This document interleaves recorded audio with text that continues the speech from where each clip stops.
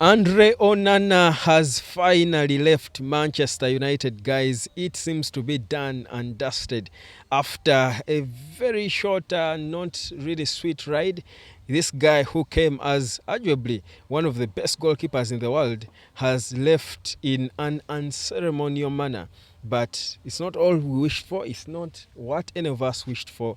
But at the end of the day, he was part of us, and we wish him all the best wherever he goes. So I'm here to give it to you guys. I was again on the road, but there are certain stories that can't wait. You have to pause and respect your people and give it to them, because we are powered by DSTV to come to you every day, every minute, with all these football updates of concerning Manchester United from wherever you are. But reminding you that DSTV is the home of football. Stop piracy, watch football the right way from wherever you are. Now, Andre Onana, I also remind you to come and learn how to earn online. Join the exciting AI class, guys. You will love it. Now, Andre Onana, what's happening? So Andre Onana has finally accepted, according to the latest, he has agreed the loan that was agreed between Manchester United and Trabzonspor of Turkey.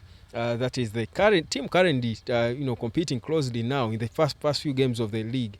They are competing with Galatasaray as the top two teams in the Turkish top flight. So Andre Onana is joining that team on loan. Of course, he has got a long contract with Man United. It runs out in 2028 with an option of a further year, so you don't just get rid of him. So he's going on loan. The conditions of the loan we'll get to know, of course, the proper details in the due course. But first it was the agreement between the two clubs, but then it was then supposed to be up to him to decide. Now we've been told that he has accepted to indeed move on and go on loan after knowing that he has fallen down the pecking order.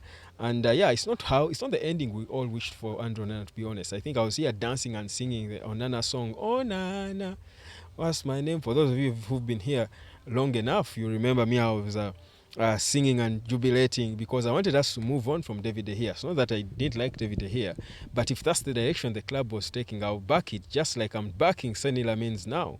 It's the new direction of the project that I believe in. It's the club first. For me, I'll back Senny Lamens if that's the guy Ruben Amorim and his team feel is right to take the club forward, because what I want is not sentiments with any player.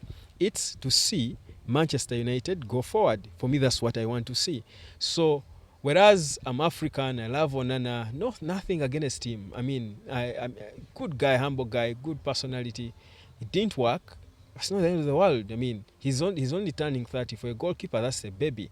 This guy has been through worse. You remember, he was banned for use of, I think, some substances and stuff for about a couple of years from football. He returned only to reach the Champions League final with Inter Milan and later joined Manchester United.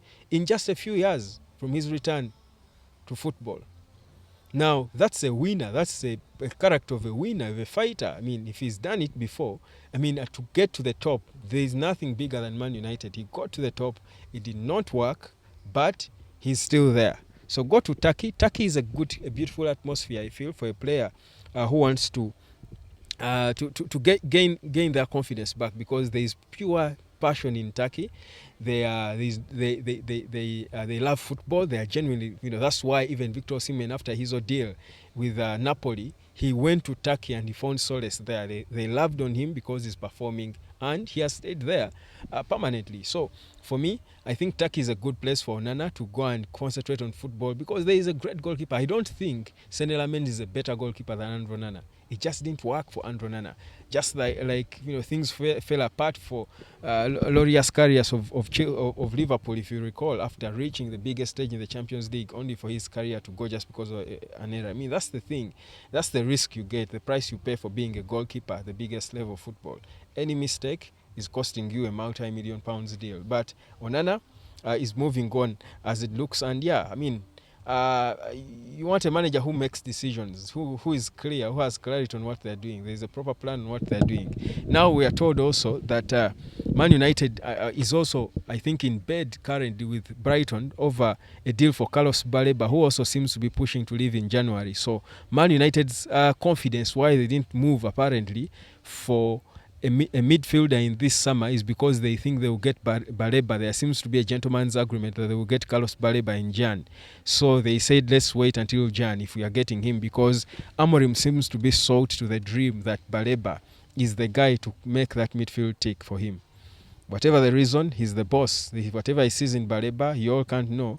But that probably is the confidence that they have finishing a summer like this without signing a midfielder. So, guys, these guys could be having a proper plan in place for things getting better going forward. So let's wait and see how it goes. So for Onana, that's what it is. But there is a threatening report that has just come in claiming that Hansi Flick is not happy with the level of Marcus Rashford, and he has warned him.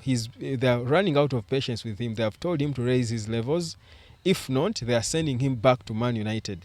Now, those are reports that are just coming in. I also know of a dressing room, hair dryer Hansi Flick gave to his players recently.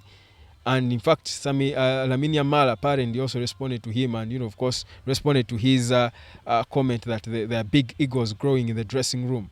Now, of course, I want to assume, if that were true, that Marcus Rashford was in there. Now, you see how the atmosphere doesn't seem right now. These are reports coming in, guys. I'm not trying to confirm anything. There are reports, but you see, if you hear a report like that about Marcus Rashford, would you be surprised?